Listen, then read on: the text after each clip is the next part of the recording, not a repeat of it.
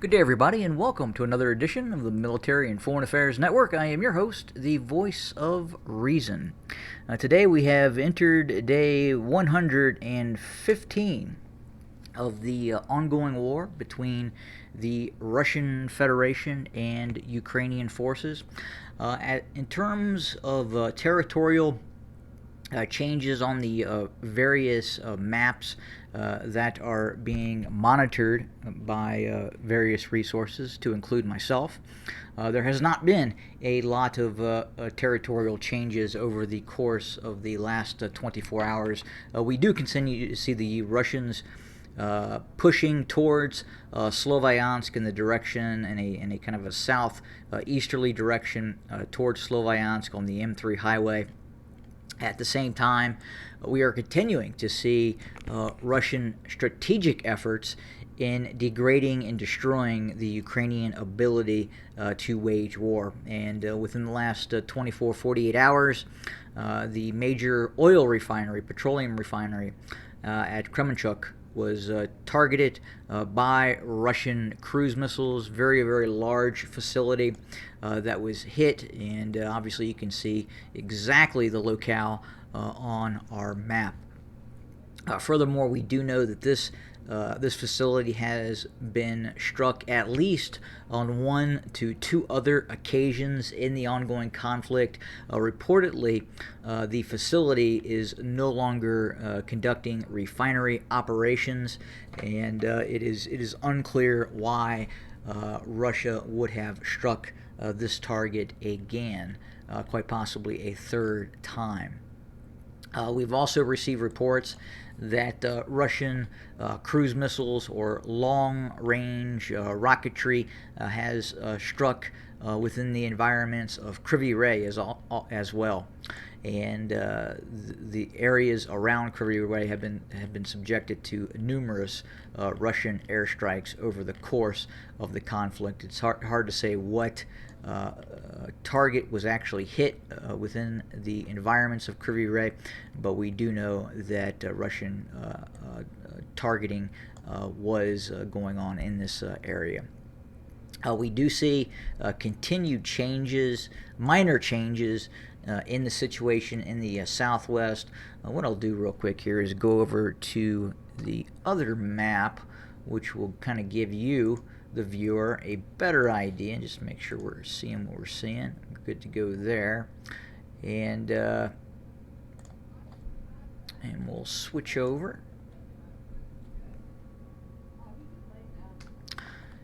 And if we look around Kherson, you will see that there has not been any major changes over the course of the last few days, going back to June 14th. And if we speed up the map a bit, and you can clearly see that you do see Ukrainian very, very minor offensive operations in this area, and then you'll see the Russians possibly regain areas that were once lost, or you'll see the Ukrainians actually secure various areas. But like, for instance, this town here, if we kind of go back, it's kind of changed hands, and right now reportedly the Russians are in possession of it.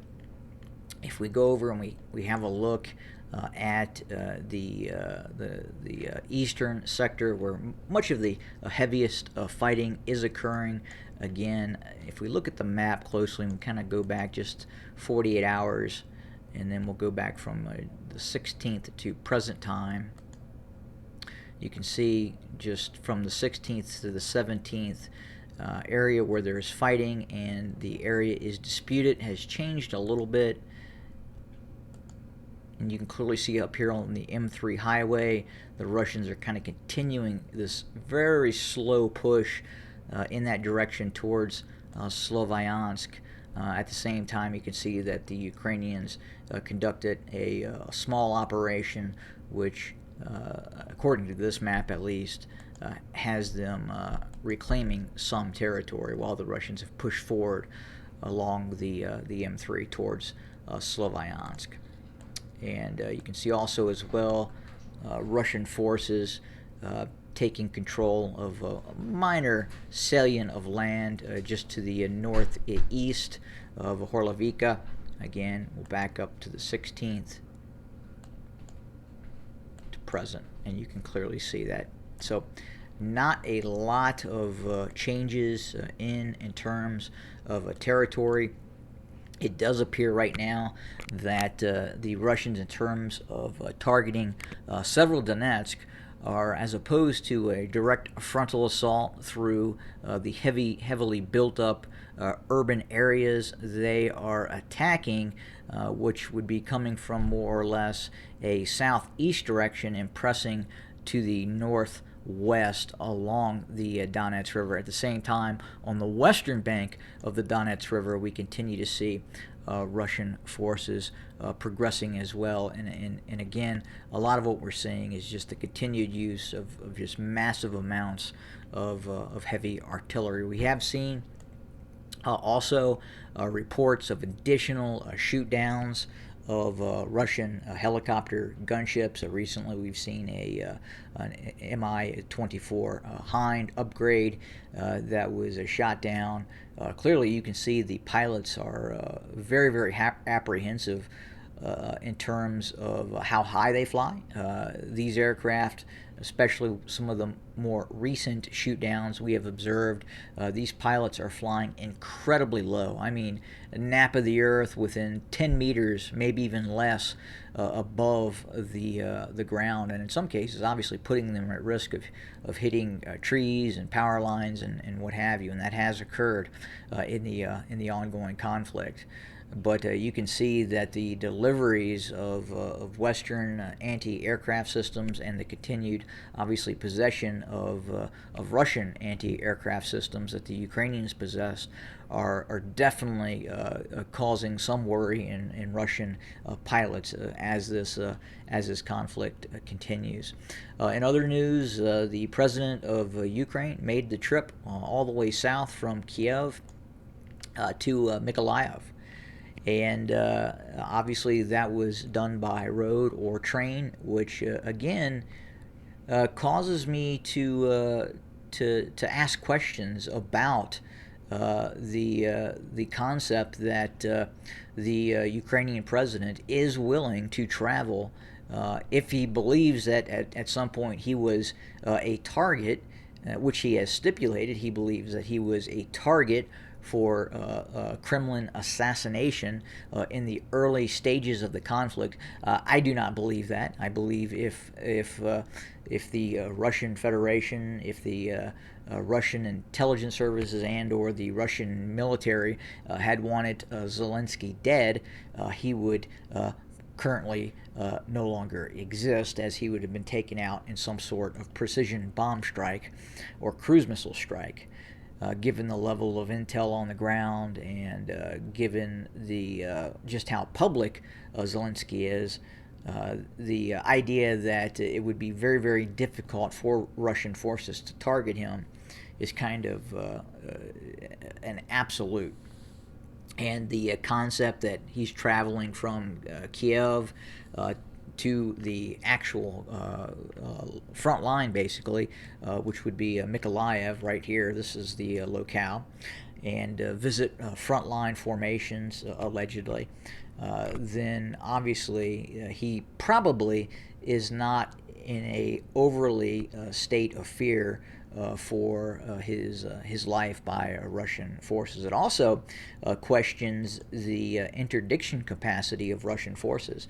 I would say at this point, Russia should have the ability to stop any form of rail traffic occurring west of the Dnieper River via the use of long-range cruise missiles. And again, if they had wanted to specifically target the president of Ukraine, obviously him traveling from Kiev to Mykolaiv would have given the Russians an absolute opportunity to launch a strike against him. And obviously, I guess the question is he a valid command and control target? Difficult to say at this point. Uh, the United States did target Saddam Hussein, and obviously key command and control leaderships in the conflict with Iraq were high on the target list of U.S. targets. Now, I'm not trying to compare the two leaders. Obviously, these two leaders are much different, and the situation is also much different. But at the same time, in a total war scenario, you would probably be looking at the targeting of key leaders in this conflict. Now, it is very, very apparent we have not reached that point as of yet in the ongoing conflict. It is possible, as I talked about before, that there could be some sort of backdoor agreement between the Russian Federation and the Ukrainian state in terms of targeting certain targets.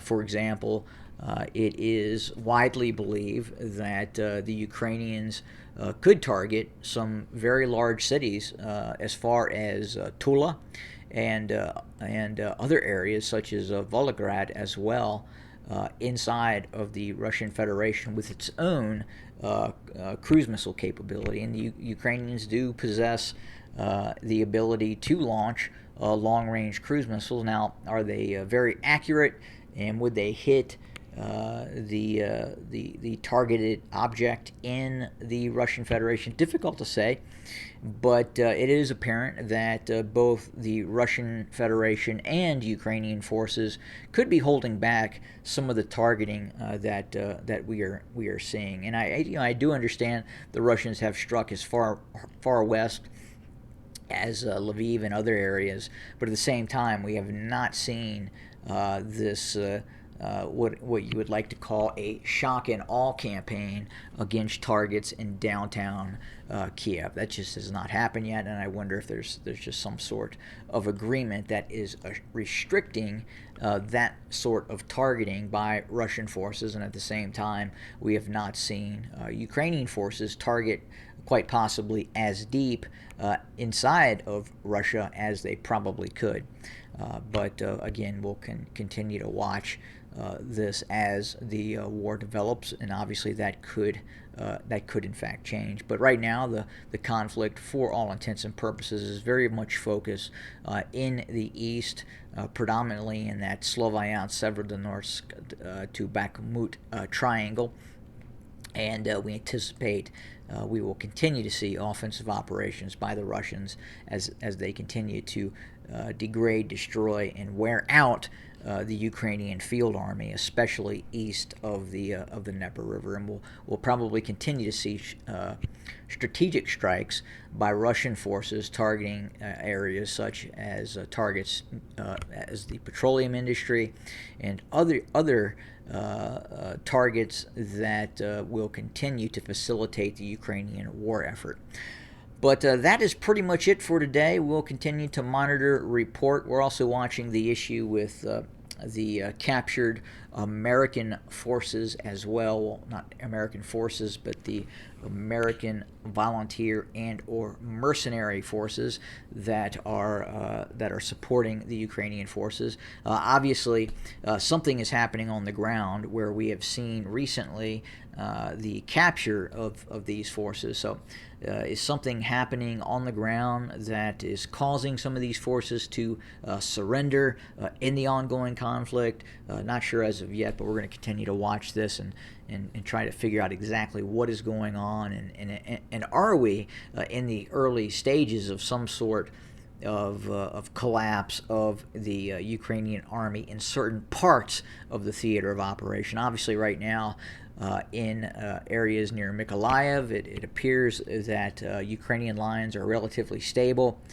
In the east, towards Sloviansk, Severodonetsk, the situation could be deteriorating rather rapidly for Ukrainian forces. But we're going to keep an eye on this and obviously continue to report and cover the ongoing conflict. Again, thanks for joining us today, and we will speak again very, very soon. Good day.